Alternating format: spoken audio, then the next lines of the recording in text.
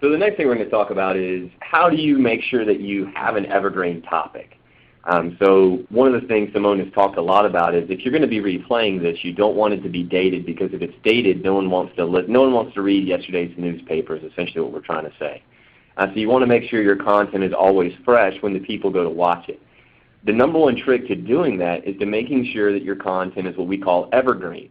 Evergreen is a term that copywriters have used for a long time. It's been in the TV production world, news production world for a really long time, because when they go to sit down to figure out how they're going to break up their articles, they want to make sure they have some type of articles that are evergreen so that they can live for a lot longer, especially when now they have online publications.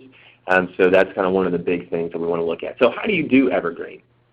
Well, the first thing you need to do is you need to think green.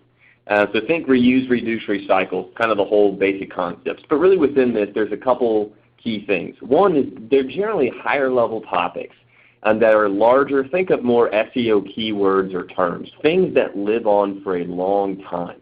If you are going to write a white paper, or if you're going to invest money into a website or any kind of thing that you're going to produce for your company, you're probably going to want to maximize its lifetime value. And if you can make it parts of it evergreen, such as if you can make a couple of parts of your webinar evergreen, they will last for a really long time. And this becomes really important when we start leveraging this content for inbound marketing or outbound marketing. Because what it allows us to do is put this content in something like a nurturing campaign and not have to worry about going back into that nurturing campaign and then re-editing it every 6 months because the content got old. So it's really a way to help make sure that you can lower the work that you have to do and still get a large impact. So think high-level topics. Another thing is on that slide that Simone showed with that relevance is you want to make sure these things are going to be relevant. So if you take a snippet out of context, it can be irrelevant without the surrounding context. So make sure that when you are trying to pick evergreen articles, if you can pick something that, topics for your webinar, that you can find something that's going to be relevant even when it's snipped out and still be evergreen. And as Simone said earlier, don't use any dates, because that instantly puts a timestamp and people instantly can see that it's no longer fresh.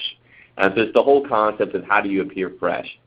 Now, some good places to look at what evergreen might be. So if you're saying, well, what would evergreen look like? This is Inc. Magazine.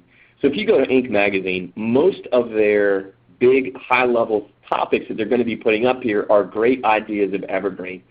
And I've got the one highlighted in the bottom left, 10 Secrets to Influencing anyone. This is an evergreen topic that will always be evergreen for people. And so if you kind of can create this, snip it up, it's always going to be valuable and always going to be fresh when people go to engage with it. It's really just a way to maximize those efforts that you're putting into it and let them be an asset in the long term and extend the life of those assets.